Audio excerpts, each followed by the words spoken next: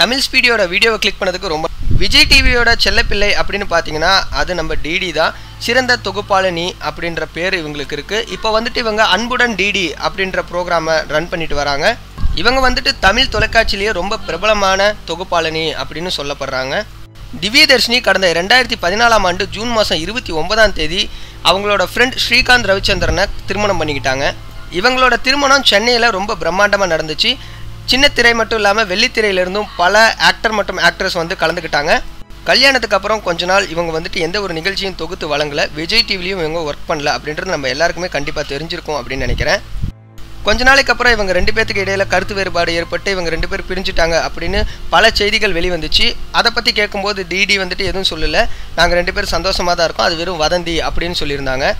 ஆனால் இதை உறுதிப்படுத்தும் விதமாக என்ன நடந்திருக்குன்னா, பவர் பாண்டி அப்படின்ற படம், அதாவது தனுஷ் இயக்கத்தில் வெளிவந்த படத்தில் வந்துட்டு திவ்யதர்ஷினியும் நடிச்சிருக்காங்க அப்படின்றது நம்ம எல்லாருக்குமே தெரியும். அந்த படத்தோட டைட்டில் கார்டில் வந்துட்டு வெறும் செல்வி திவ்யதர்ஷினி அப்படின்னு தான் குறிப்பிட்டிருக்காங்க.